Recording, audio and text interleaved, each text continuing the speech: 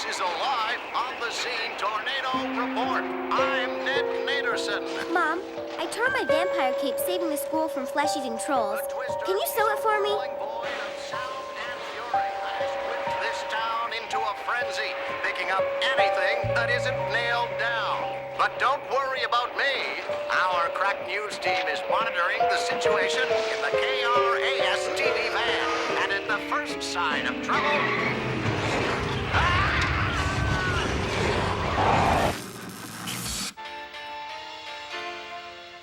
Hey, Dad, what's a twister? You see... What are they made of? Where do they come from? Where do they go? A twister is a big, whirly pool of wind with a big, empty hole at its center. Whoa. Some of them are huge. They can suck up refrigerators, cars, sometimes even houses. And because they're made of air, they can come and go in the blink of an eye. They're whirling voids. A whirling void. Honey, do you know where my other blue sock disappeared to? Probably the same place as my sunglasses that disappeared yesterday. Yeah, looks like we've got our own whirling void in town. Did you hear that, Fang? A whirling void is in our town. So that explains what happened to my missing monster magazine, your old fleet collar, and the top button from Dad's Hawaiian shirt. It all makes sense now. The whirling void took them.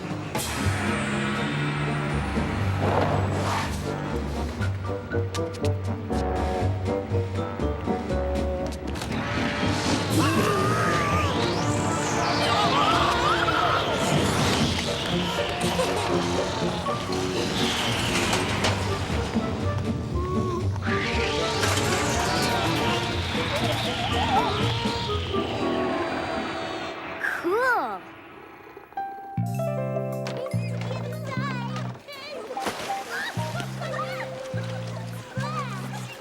Hi, Mr. Tuckerfield. Oh, hello, Bernice. Bernice? Yahoo!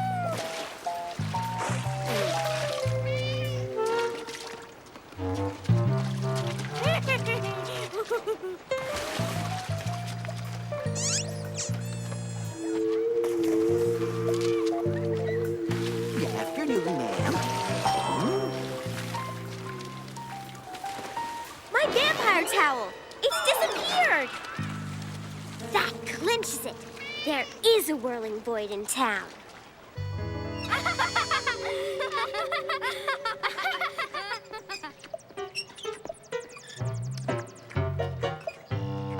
Nope. No. Not here. Hey, little Miss Fancy Cape. What are you looking for? Invisible ghost ants? No, she's not. Are you? No. Actually, I'm looking for a whirling void. See? There's no such thing as a whirling void. You just made that up. For your information, whirling voids are big whirly pools of air. They're invisible and get around by hiding under hats, in pockets, sometimes even in water bottles. They're extremely hard to catch. Then why are you trying to catch one? Because one stole my vampire towel. You see, the whirling void got into the pool area by stowing away somewhere, probably in somebody's bag. Then it sucked up my vampire towel and made good its escape by hiding inside a bag of cheese snacks.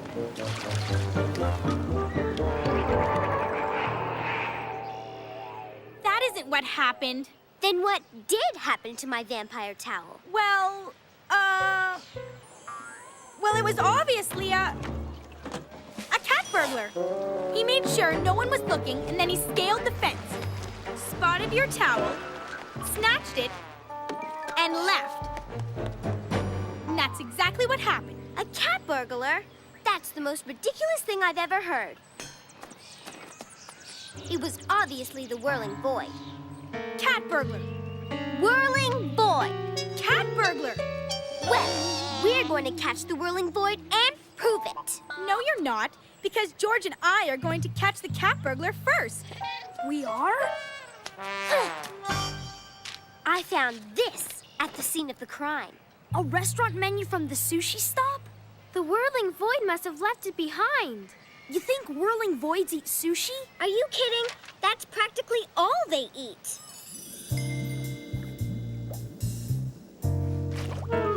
So, Takaki, you were saying you did have a mysterious disappearance here recently. Yes, very mysterious. A pair of shoes went missing from the tatami room yesterday. Missing shoes. But even more mysterious, another pair of shoes was left behind me. Men's pair, size 11, hopelessly out of date, and quite muddy. Very interesting. Enter this as evidence. I don't get it, Mona. Why would the whirling void take one pair of shoes and leave another pair behind? It's quite simple, really. The whirling void snuck into the restaurant and decided to sample the sushi. But in sampling the sushi, it mistakenly ate a piece of hot wasabi and coughed up the muddy pair of shoes. Before escaping, it snatched another pair of shoes and disappeared. Charlie, what kind of petal is that? This? It's the petal of a rosehill cybinium. And only one person in town grows these flowers. Mrs. Brierson. Boy, we're really making progress. I wonder how Angela and George are doing. Help! Get me down! Next time I reenact the crime. So, Mrs. Brierson, you didn't see anyone or anything come through your flower bed? No, it must have happened while I was at the salsa fest. Who do you think's responsible? Not who, Mrs. Brierson. What? Your flower bed was a victim of the whirling void. Oh, dear. Should I contact an exterminator? Look, what do we have here? A beautiful silver-plated pen. Only one place in town sells beautiful silver-plated pens. Well, here we are. The beautiful silver-plated pen shop. Excuse me, sir. Do you recognize this pen? Indeed. It looks just like the pen I sold Mr. Tuckerfield yesterday. Mr. Tuckerfield? Without a doubt. He came in here complaining about his too tight shoes. We talked about the Japanese restaurant he'd just lunched at. Then he bought this pen and left. Too tight shoes? Japanese restaurant? Think back very carefully. Did anything strange happen yesterday while Mr. Tuckerfield was here? Come to think of it, yes. A customer made a complaint about losing his wallet.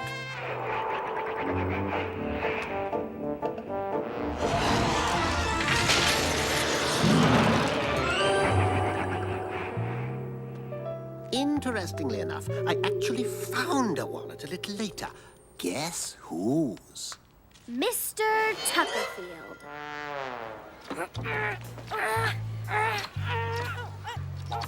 Well?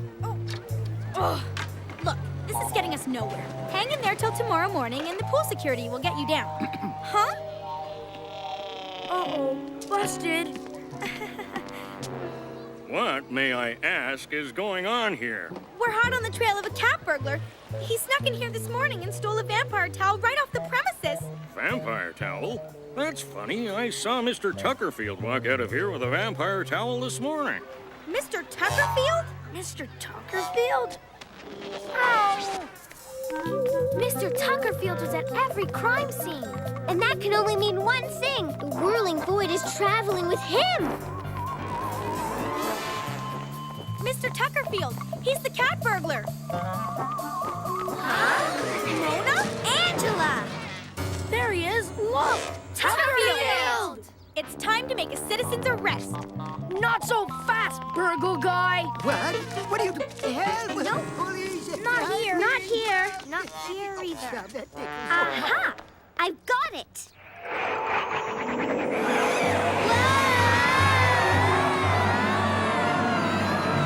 Quick, Mona! Think of something! Charlie looks like he's going to be sick! I have an idea! We can counteract the whirling void spinning motion by blowing against it counterclockwise! Start blowing! It's working! Keep blowing!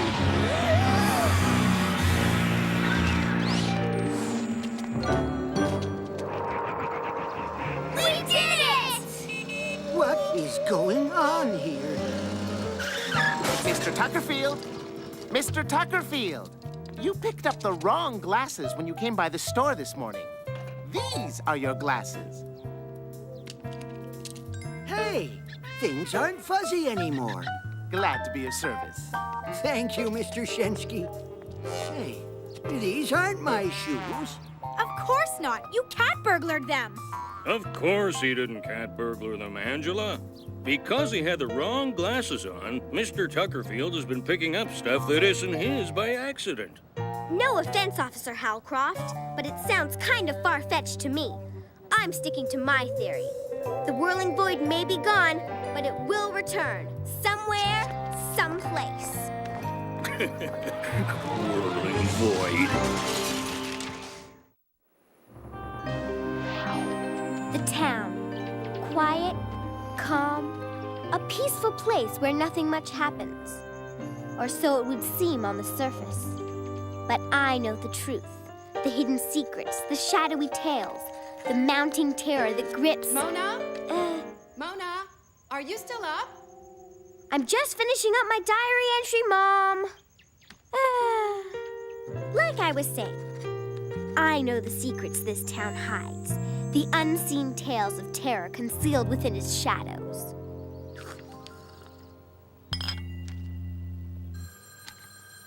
Coming! Oh, coming! Hello? No, I do not want to join the Bubblegum of the Month Club.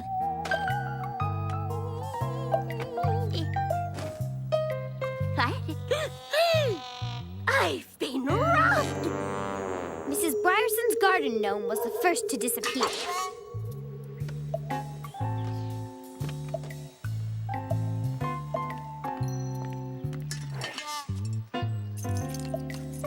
Juliet, I think somebody took our garden gnome.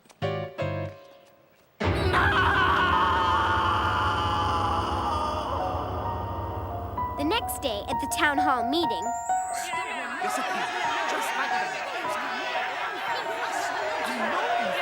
Please, we'll get to the gnome crisis. But first, there are a couple of other items on today's agenda we have to deal with. First order of business. The Historical Society has tabled a motion to rename Genghis Khan Memorial Park to Royal Park. All in favor? Aye! All against? The motion is passed.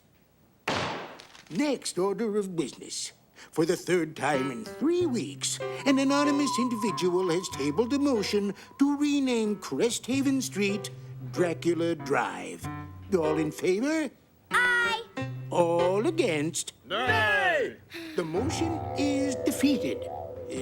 Again. Next order of business. This gnome crisis.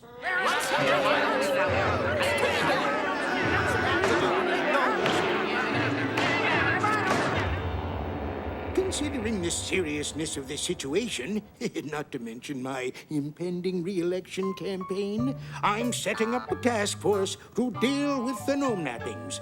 Officer Hallcroft will get right on it. I'm on garden gnome duty? You have got to be kidding! While the local authorities launched their investigation, I decided to launch my own. So you think there's more here than meets the eye? Absolutely. It's time I launched a full investigation as Mona the Vampire Detective.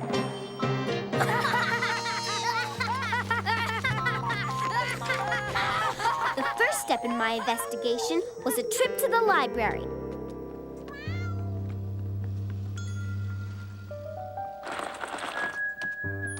Aha! That's the book I'm looking for.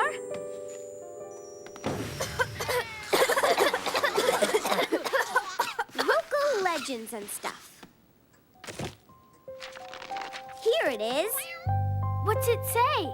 Long ago, the land upon which this town was built was peopled by gnomes. But they were not the only forest dwellers. For sharing the area with the gnomes was a tiny druid community.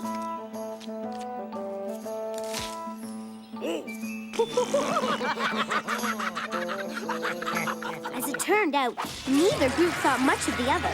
and both laid claim to the forest. Finally, the day came when the gnomes had had enough. I've had enough! It's time we rid our forest of those annoying druids! Hooray!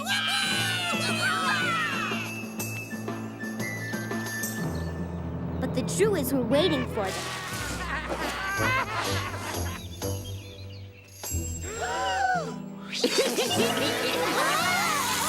The druids turned the gnomes into stone and finally had the forest all to themselves. Until 2 years later, when they decided to move to a warmer climate, namely Florida. Wow! Let's go!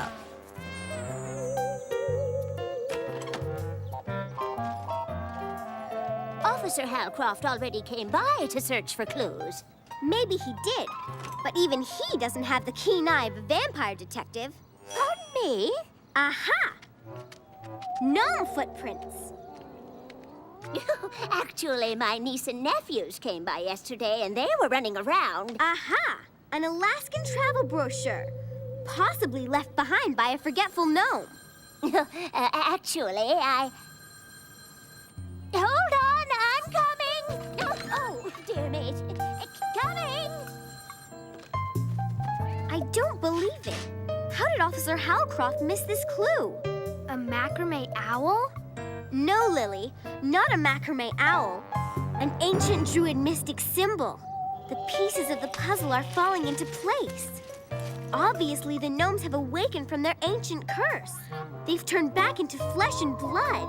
But what are they plotting? How do a travel brochure and that, macrame owl? Ancient druid mystic symbol figure into this diabolical stew? Where should we look next? The woods behind the church. Where else would the gnomes hide out? But we're outnumbered, so we'll need the element of surprise. I have an idea. Give me a hand with these old blankets and this can of paint.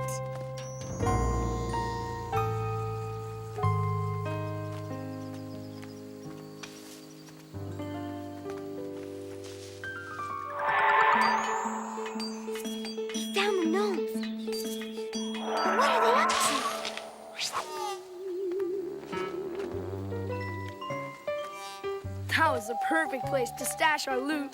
No one ever comes out here. Huh?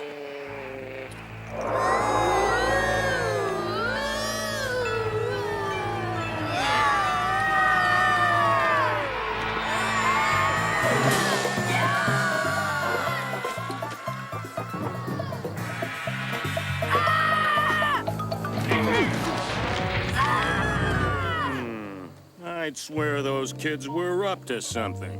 I didn't know what George and his friends were doing there, but they weren't our main target.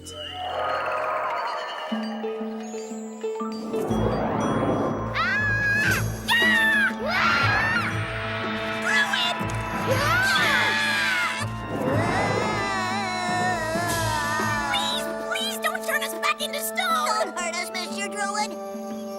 We don't want to hurt you. In fact, we're not really druids at all. Just kids in incredible disguises. Huh? But if you gnomes aren't plotting a nefarious scheme, then what are you up to? After 5 centuries, the curse that turned us into stone finally wore off last night. We thought we could move back into our old neighborhood, but everything is different now. So we're moving. Then what about this travel brochure? That's where we're moving to, Alaska. Since the druids headed south, we want to be as far away from them as possible. Then what about all these garden gnomes? We're covering our tracks, creating real stone duplicates of ourselves. That way, our owners will be none the wiser and will be finally free to go. Then what about this ancient druid mystic symbol? That's just a macrame owl. Oh. If you don't mind, we really have to hurry up and finish these phony gnomes. We don't want to miss our flight. It sounds like you guys need help. Have a good flight. Don't forget to write.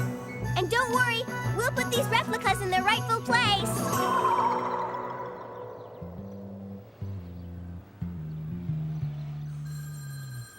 Oh! Hold on, I'm coming. Oh, for goodness sake, keep your shirt on, I'm coming. Oh, these fenders don't fodonio like they used to, but I can fandango with the best of them. Well, sure, skydiving will keep your adrenaline going, keep you young, I think. Bye now.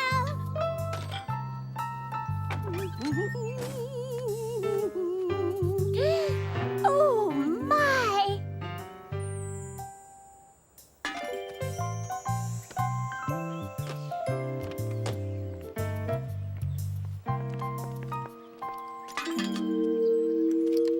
Juliet, it's back.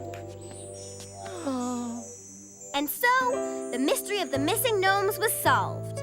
For most. First order of business. For the fourth time in 4 weeks, an anonymous individual has tabled a motion to rename Cresthaven Street Dracula Drive. All in favor? Aye. All against? Nay! The motion is defeated. Again. And now, a quick update on the gnome crisis. Some local kids admitted to taking the garden gnomes as a prank. Evidently spooked by something, they returned every one of them before turning themselves in. Wow. Do you really think we scared George and his friends so badly that they actually admitted to a prank they didn't pull? Well, there can't be any other explanation. Greetings from Nome, Alaska.